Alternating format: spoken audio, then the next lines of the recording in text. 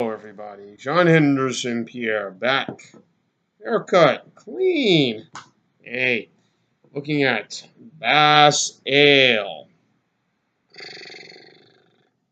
5.1 ABV by volume in English Pale Ale style. It gets a 78 score on Beer Advocate, but a poor score with the Bros, 68, which makes no sense to that. You know, I've always thought the Bros were pretty fair in all their scoring, but so English Pale Ale style, founded in 1777. So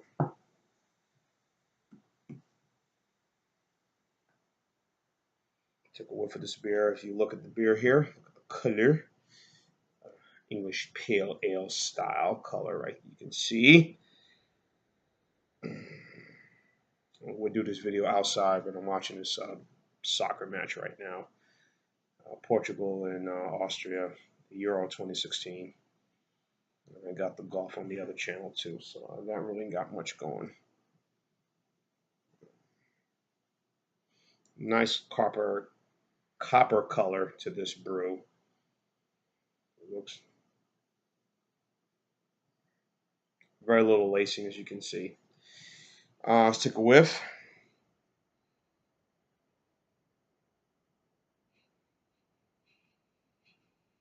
It has a bit of a sweetness to it, a very sort of fresh baked bread coming out.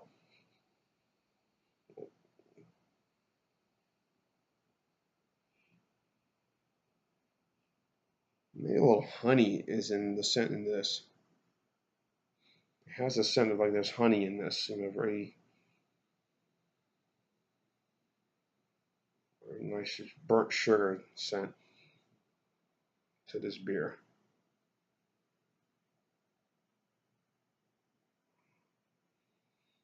So that's what I'm getting from this. So on to the taste.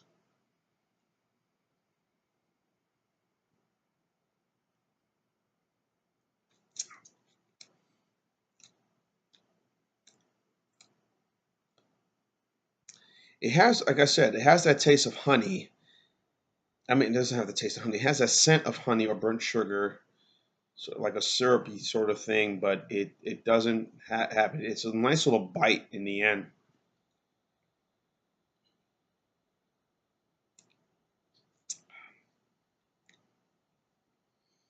And I don't understand the poor score by Beer Advocate. I mean, excuse me, by the Bros, the Algothers brothers.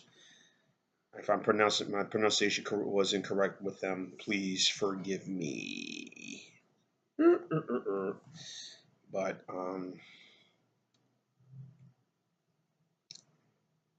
it has that scent, but it is like a sort of a not nothing negative, but char taste. Not char taste, but it's thinking that you ate something burnt, but it's not burnt too overly, but it has that sort of complexity to it. So, I'll read the back of this bottle here. As Baz Pale Ale's popularity grew, scrupulous imitations tried to pass off inferior products as Baz by copying the unique red triangle logo. In 1875, concerned for that repetition of their beloved brew, Bass Breweries applied for and were granted England's first registered trademark. As you can see, the red triangle. Okay, William Bass and Company, 1777. That's already the world's first pale ale, and also one of the world's most popular beers. So, the brewery has been around going back to, like I said, as mentioned, back to that time. Interesting enough, in 2000, the brew was was Interbrew at that time, which was now part of Anheuser-Busch InBev, bought out the company, the brewery process of it in 2000, while everything else was renamed to Six Continentals Incorporated. Um, but certain brands, suppose of the brewery, certain brands like Curling Worthington to Coors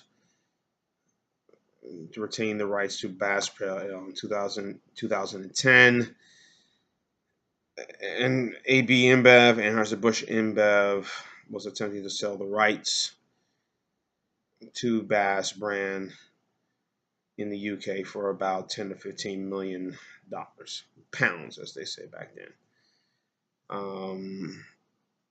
So whoever the ownership of the company is right now, it says Anheuser-Busch InBev. When you go to the Anheuser-Busch InBev website, you see the information, the founding for the fathers who created it, and now I guess they're under, I guess they help brew the beer, but I don't know if they help distribute the beer. But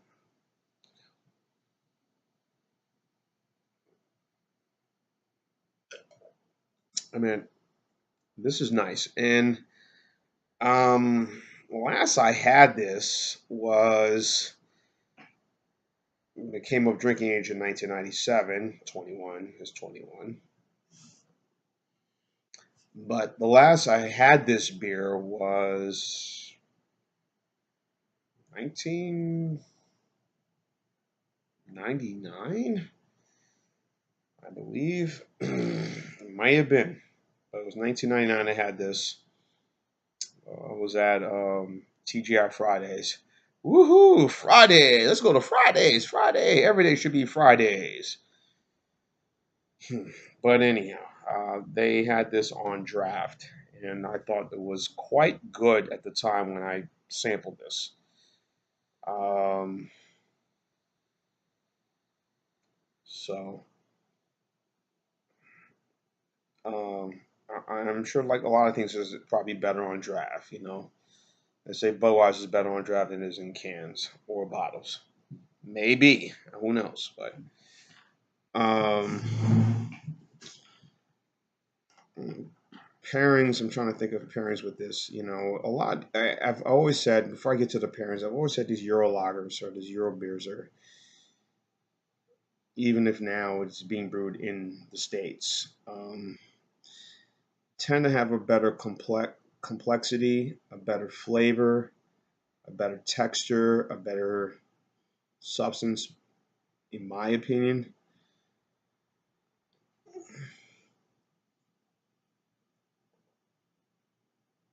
I think they're good.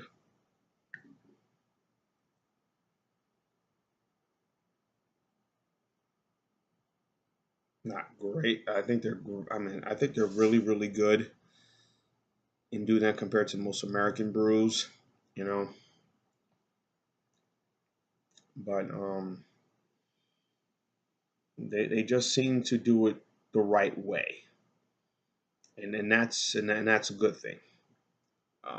If you're if you're a brewery, if you're a Bass Ale, um, it takes more time, and 5.1 may not be, you know considered heavy, but at least they're in terms of the ABV. But I think it's reasonably enough where you can have maybe three of these and you can call it a night. So um, it was interesting getting back to Interbrew was a company, InBev. A lot of these companies, the BMCs. If you go to all their respective websites, Miller, Coors, Anheuser-Busch, InBev, if you go to their respective websites and you see why they buy these companies, because they understand what these companies can do. And I think most of it at times it's all about distribution. It's all about getting your product out there. It's all about getting your stuff out there, particularly globally, more so than if you're here in the one of the richest, most powerful countries in the world, United States. It's really all about getting your product and your name known to the world. And I think that's what it's about more than anything. Um, and even with the craft breweries, I mean, at some point they're going to sell out because they would like to get their stuff out to other parts of the country. I mean, I'm sure how long did it take Yingling? And I don't consider Yingling a craft brewery. I think they are one of the oldest breweries in America. But how long did it take for them to finally come down to New Orleans? I mean, they're finally the only one state where they are west of the Mississippi River. Um, will they go far as Texas? Say other states where people who may have visited the Northeast or visited the Carolinas, where Yingling is pretty much everywhere. Um, will they be able to get some of their products um, far west? We'll see. But as far as, and that's what it is. Mamaroneck, New Hampshire, which is where Budweiser is one of their breweries, is there. Budweiser has 12 breweries. One of them, of course, is in Mamaroneck, New Hampshire. So, um, you know, they kind of handle all the brews coming out there. But I think it's very enjoyable to me. I don't understand the poor score by the Bros, but I'm gonna say it's okay. I'm gonna be respectful of this beer because of the length and the longevity of this beer. I'm gonna give this beer a solid 8.5. I think it's very enjoyable. Pairings, um, Bass,